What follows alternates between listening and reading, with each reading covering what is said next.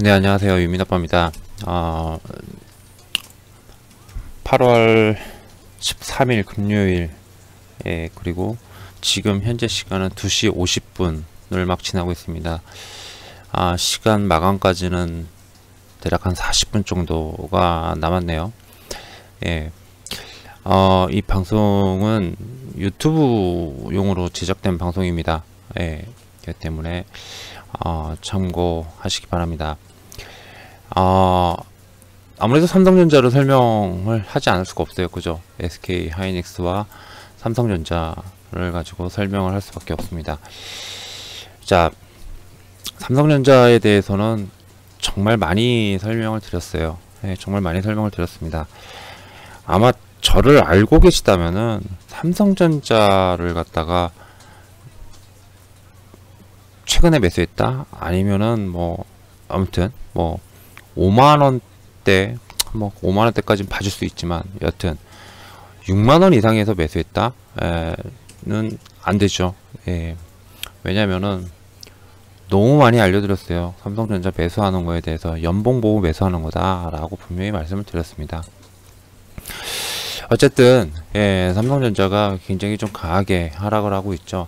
사실 어제까지만 해도 삼성전자의 하락률이, 그러니까 목요일날 12일 목요일날 하락률이 2%로 제한이 되어 있었고, 실제로 SK 하이닉스가 굉장히 크게 주간 기준으로 16%인가요? 17% 가량 크게 하락을 했긴 했지만은 지수에 주는 영향은 제한적이었습니다. 그런데 13일 오늘 이 방송을 하고 있는 시점에서 삼성전자가 3.6% 가량 급락을 했고요. 급락을 하면서 외국인들의 매도가 삼성전자에 지금 현재 집중되고 있죠. 하이닉스 같은 경우는 이미 밸류단에서 굉장히 좀 싸진 그런 가격대예요. 더군다나 시가총액 면에서 제가 설명을 드렸습니다. 이것도요. 네이버와 SK 하이닉스 간 시가총액 차이가 별로 안 납니다. 2위와 3위. 그런데 여태까지 순이익 기준, 순이익의 법칙이라고 그러죠. 순이익 기준으로 순이익이 작은 종목이 시가총액이 2위가 된 적이 없었습니다. 1위와 2위가 그런 식으로 된 적이 없었습니다. 즉 네이버가 지금 현재의 단기 순이익을 10배로 끄집어 올리거나, 아니면 SK 하이닉스가 10분의 1로 쪼그라들지 않는 이상은 시가총액 2위가 쉽게 바뀌지 않는다라는 겁니다. 그래서 이런 밸류단의 어떠한 그런 부분 때문에 오늘은 하이닉스에 대한 어떤 매도가 크게 나오기보다는요, 점잖게 나오고 있는 것 같고요. 점잖게. 다만 이제 외국인들이 엄청나게 지금 현재 삼성전자에 대해서 매도를 하는 것 같습니다. 반도체 SK 하이닉스를 통해 가지고 이미 반도체 부분에 대해서는 설명을 좀 드렸어요. 그리고 이거는 어차피 지난 4월 달이었나요? 그때부터 말씀드렸던 거와 거의 일치합니다. 즉 4월 달부터 이미 제기되어 왔던 내용들이에요. 반도체 부분에 대해서. 그래서 이게 언제 터지냐, 이제 이거의 문제였지, 그게 지금에 와서 터진 거일 뿐, 그 이상도 그 이하도 아닙니다. 다만 밸류라는 거를 무시할 수가 없기 때문에 마냥 또 계속 하락하지는 않겠죠. 다만 지금 현재 삼성전자가 보시는 것처럼 306일선까지는 아직까지도 멀었어요. 근데 이게 주봉도 그렇고요. 그리고 월봉도 그렇습니다. 밑에 단의 지지선을 보여주는 데가 그닥 그렇게 저기하지가 않아요. 다만 이제 주간 기준으로 봤을 때 대형 시세가 어디서 나왔죠? 7만 얼마냐면요. 시세가 얼마냐면 72,000원에서 7만 한 4,000원 사이, 요 부분에서부터 시작이 됐어요. 삼성전자 같은 경우는. 그러면은 여기를 말씀드린 겁니다. 여기가 좀 과열권이었거든요. 요 부분이 과열권이었어요. 특히 이제 막판에 올해 첫째 주와 둘째 주에는 거의 눈이 뒤집어진 그런 상태였었죠. 그래서 아마도 주가가 추가적으로 빠진다면은 7만 한 3,000원에서 4,000원 정도까지는 좀 더 빠지지 않을까. 지금 74,000원이기 때문에 그렇지만 일단 72,000원에서 4,000원 요 구간을 갖다가 좀 잘 좀 봐야 되지 않을까 라고 좀 생각이 됩니다. 자, 어쨌든 시장을 보면은 지난 8개월간의 상승세를 끝내고 지난 7월 달에 9개월째 만에 이제 음봉 하락 마감을 했고, 그 다음에 이번 달 추가적인 그런 하락이 지금 현재 반도체를 중심으로 해서 나오고 있습니다. 외국인들의 반도체에 대한 매도가 엄청나요. 엄청난 것 같습니다. 지금 이렇게 말하는 순간에서도 외국인들이 2조 4,300억을 매도를 하고 있어요. 예, 2조 5천억은 가뿐히 넘어설 것 같습니다. 자, 이 매도가 거의 대부분 이제 반도체 쪽에, 반도체를 비롯한 일부 섹터에 집중되고 있다 보니까, 일부 종목과 섹터에 집중되고 있다 보니까 코스피 200 지수에 당연히 영향을 미치고 있고, 그리고 여기에 대한 구성주들이 전반적으로 다 하락하는 그런 경향이 있어요. 얘네들이 코스피 200이 또 하락을 하다 보니 또 뭐가 되죠? 자연스럽게 그 하위에 있는 종목들까지 동반으로 하락하는 경향이 있고, 이걸 추종해 가지고 코스닥도 마찬가지로 동반 하락하는 그런 흐름이 나아졌죠. 참 이런 것들이 좀 깝깝해요. 사실은 근데 이거 지난 1월 달에 셀트리온 형제, 특히 코스닥 같은 경우 셀트리온 헬스케어와 셀트리온 제약을 통해 가지고 얘네 두 종목이 하락하니까 바이오를 다 땡겨서 다 내려가고, 여기에 플러스 알파로 지수까지 땡겨서 내려가고, 지수 하락하니까 코스닥 종목들이 다 주저앉는 그런 현상이 나왔었죠. 그때와 유사하다고 보여져요. 그때 코스닥 분위기와 지금 현재 코스피 코스닥의 분위기가 그때와 유사하다라고 볼 수 있습니다. 하나 그때도 결국에는 상승을 했습니다. 왜? 매크로 요인에서는 전혀 달라진 게 없거든요. 예, 매크로 요인 중에서는 전혀 달라진 게 없습니다. 제가 잠시 준비를 했거든요. 예, 잠시 준비를 좀 했는데 뭘 준비했냐면은 요거를 좀 보여드릴게요.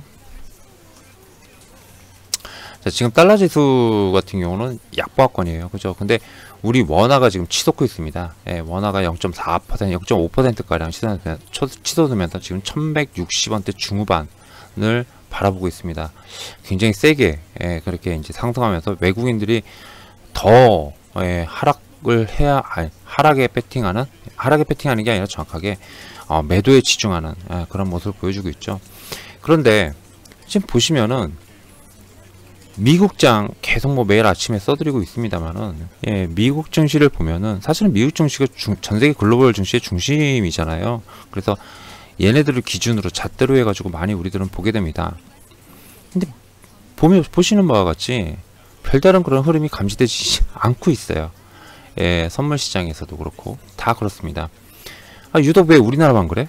당연하죠. 미국에서 반도체가 차지하는 시가총액 비중이 그렇게 크지가 않아요. 작습니다. 매우 작습니다. 자, 반도체가 아무리 떨어져 봐야 우리나라에서 그냥 작은 섹터, 우리나라에서 뭐 미디어 섹터 정도, 미디어 엔터 섹터 정도 수준밖에 안 돼요. 전체적으로 상승하는데 미디어 엔터 섹터가 강하게 하락한다고 그래가지고 지수가 이렇게 흔들리거나 하지 않죠. 이미 미국의 빅테크 10, 나스닥 시가총액 10위권 안에 있는 종목들의 시가총액 비중이 전체 시가총액의 지금도 아마 40% 이상일걸요. 46%까지 작년에 본 것 같은데 지금도 당연히 40% 넘을 겁니다. 훌쩍 넘을 겁니다. 그 정도이기 때문에 다른 종목도 다 떨어져도 빅테크 종목 애들만, 시가총액 1, 20의 애들만 싹 올라버리면 지수는 자연스럽게 올라가 버려요. 그런 현상이 나옵니다. 나스닥 같은 경우는 완전히 틀리죠. 뭐 어찌됐든 간에 그럼에도 불구하고 여튼 뭐 다우, S&P, 나스닥, 러셀 그렇게 불안하지가 않습니다. 뭐 고용 부분이 긍정적이다. 그 다음에 물가지수가 나왔죠. 소비자 물가지수. 그리고 어젯밤에는 생산자 물가지수가 나왔습니다. 시장에 부합하는 그런 흐름이 나왔는데 생산자 지수는 조금 더 올랐죠. 그러나 소비자 물가지수는 시장 예상치에 부합하는 그런 흐름이 나와줬습니다. 자, 결국엔 뭐냐면은 이걸로 인해 가지고 뭐 9월 달에 테이퍼링과 관련된 시그널이 나올 것이다. 결국엔 나올 것이다. 그래서 올해 안으로 테이퍼링이 시작될 가능성이 높다. 즉 조기 테이퍼링 이슈가 있죠. 그럼에도 불구하고 지금 보시면은 이제 이게 10년물 국채금리거든요. 물론 이제 이게 일단 이따가 밤에 돼야 봐야겠지만 많이 변동이 되겠지만은 실제로 이렇게 많이 오르지 않고 있어요. 많이 오르지 않는다라는 것은 그만큼 물가 압력이 완화되고 있다라는 것과 그 다음에 고용에 대한 부담이 좀 덜하다는 게 복합적으로 작용되고 있는 게 아닌가라고 생각이 됩니다. 실제로 신규 실업자 실업수당 청구 건수 이 12일날 나왔죠. 12일날 밤에 나왔는데 우리나라 시간으로 발표된 수치를 보면은 실업 보너스 수당 있지 않습니까? 예, 미 정부에서 주는 거. 근데 이게 공화당 의원들이 집권하고 있는 중부와 남부 주요 주에서는요, 신규 실업 수당이 늘었대요. 예, 그쪽에서 지금 코로나가 확산세가 굉장히 강하게 나오고 있죠. 예, 그러다 보니 실제 8월 달에는 고용지표가, 고용보고서에서 고용지표가, 비농업 고용지표가, 아무래도 좀 부담스럽게 나올 수 있다. 라는 게 있습니다. 이것 때문에 10년물 금리가 그렇게 크게 오르질 않고 있어요. 생각보다. 예상보다 그렇게 크게 오르질 않고 있습니다. 물론 오르긴 올랐어요. 오르긴 올랐습니다만은 이제 좀 시장에서 예상한 것보다 제한적으로 오르고 있다라는 겁니다. 거기다가 그 부채한도 조정 있지 않습니까? 이게 부채한도 조정권도 좀 있죠. 부채한도 조정권 그 유예라든지 아니면 한도를 높이는 이 법안이 통과돼야 되는데 공화당에서 극심하게 반대를 하고 있어요. 결국엔 통과가 될 겁니다. 왜? 미국인들을 위해서, 위대한 미국인들을 위해서 미국 정치인들은 한 번도 배신한 적이 없거든요. 그리고 이번에도 배신을 하지 않을 가능성이 높고요. 자, 이거를 봤을 때, 이걸 토대로 해서 봤을 때, 그렇게 되면은 결국에는 이런 부담이 상존하기 때문에 국채금리가 시원스럽게 오르지 못한다는 얘기가 됩니다. 자, 이거는 시장을 기준으로 봤을 때 나쁘진 않을 것 같다라는 거죠. 나쁘진 않을 것 같다라는 겁니다. 즉, 매크로 요인만 놓고 봤을 때 시장에서 전혀 부담되는 건 없다라는 겁니다. 중국도 마찬가지고요. 중국에서 수출 둔화가 있다라고는 하지만 그래도 우리나라 수출에서 성장률, 수출 성장률이 좀 둔화될 수는 있지만 수출량이 계속 늘어나는 거는 피해갈 수 없다. 왜? 결국에는 전 세계 경기가 계속적으로 지속적으로 개선되고 있기 때문에 이건 변함없다라는 거예요. 반도체가 문제라는 겁니다. 반도체가. 그죠? 근데 반도체도 결국엔 떨어지면 떨어질수록 뭐가 돼요? 밸류단에서 문제가 되어요. 싸면은 공매도도 안 나오고 매도도 안 나옵니다. 그리고 싸면은 또 수급이 들어올 수 있고요. 다만 쭉 하고 기준자리까지 쭉 타고 올라가느냐, 고점까지 쭉 타고 올라가느냐, 이게 힘들 뿐이라는 거겠죠. 그쵸? 이게 힘들 뿐이라는 겁니다. 자, 언제까지 될까요? 제가 볼 때는 그냥 이 상태로 끝났으면 좋겠고, 또 그럴 것 같아요. 그럴 것 같습니다. 계속 이렇게 빠지느냐? 그래 봐야 하루 이틀이겠죠. 여기서, 결국에는, 이게 산업을 갖다가 어디를 보느냐, 산업을 어디를 보느냐, 이게 관건일 거라고 보여지고, 하반기 때는 결국엔 PSR 성장주, 성장 섹터, 그 다음에 정책 수혜주, 이런 쪽이나 아니면은, 지난 1년간 튼실하게 조정을 충분히 받은 섹터가 있죠. 충분히 받은 섹터가 있습니다. 바로 이제 바이오 섹터 같은 데죠. 바이오 섹터. 지금 바이오 섹터도 괜찮아요. 흐름이. 드디어 20주선을 뚫어주고 한 모습까지도 보고 하는 걸 보면 바이오 섹터도 괜찮지 않을까라는 그런 생각도 가지고 있습니다. 여기에 당연히 2차전지 플러스 전기차 플러스 친환경, 친환경 같은 경우는 정책이죠. 전기차 2차전지와 함께 이런 섹터들이 일단은 시장을 갖다가 이끌어가지 않을까 라고 좀 생각이 됩니다. 물론 지수로 따졌을 때 지수는 결국에 정체가 돼요. 정체가 돼도요, 어땠습니까? 지난 상반기 때 지수는 정체가 되고 있었지만 하락하는 애들 혹은 옆으로 가는 애들은 있었지만 또 상승하는 애들도 많았거든요. 가치주 쪽에서. 그렇잖아요. 마찬가지로 이번에도 그럴 거라고 생각을 합니다. 그래서 지수 자체는 좀 지지부진하다. 반도체 때문에 지지부진하다라고 하더라도 가는 섹터들은 가리라 봅니다. 하지만 경기 민감주 중에서 다 가는 것도 아니고, 그렇기 때문에 리오프닝 같은 경우는 괜찮겠죠. 분명히 언젠간 분명히 해소가 될 거고, 이렇게 해소가 되면은 결국에 또 상승합니다. 그쪽 섹터에서는 뭐가 됐든 10%가 됐든 20%가 됐든 50% 종목별로 틀리겠지만 분명히 상승을 해줄 거라고 좀 봅니다. 그런 것과 이제 바이오 섹터라든지 아니면 정책 수혜라든지 이쪽 섹터를 갖다가 잘 볼 필요가 있다라는 거 말씀을 드리겠습니다. 자, 미국장에서 큰 이벤트가 없죠. 예, 그리고 잭슨홀도 지난번에 설명을 드렸어요. 7월 FOMC에서 성명서를 갖다가 보면은, 성명서를 보면은 다음 회의들에서 지속적으로 논의할 것이다 라고 했습니다. 그리고 검토를 할 것이다. 그러니까 그때까지 나온 어떠한 지표들을 토대로 해서 논의를 할 것이다. 그리고 그 논의된 거를 갖다가 말해주겠다라고 했습니다. 다음 회의에서. 이 다음 회의에는 잭슨홀 미팅이 아니죠. 잭슨홀 미팅이 아니라 FOMC를 말하는 겁니다. FOMC를 성명서에 분명히 나와 있어요. 때문에 8월 마지막 주에 잭슨홀 미팅 때 이제 파월 의장이 어떤 의견이 나오는지 테이퍼링이 어쩌고저쩌고 해가지고 혹시 이런 게 나올 수도 있다 이러면서 언론사에서 분명히 떠들 거예요. 안 떠들 수가 없어요. 근데 그런 거 떠들어서 시장이 또 반짝 하루 이틀 또 출렁거릴 수 있겠지만은 전혀 문제 없다. 그런 거엔 신경 쓸 필요 없다. 결국에는 9월이나 아니면은 10월은 없죠 아마. 10월은 없고 제 기억으로는 11월, 12월로 알고 있는데 아무튼 그때 FOMC를 갖다가 나오는 거지. 지금 당장은 9월에 나오냐 아니면 안 나오느냐.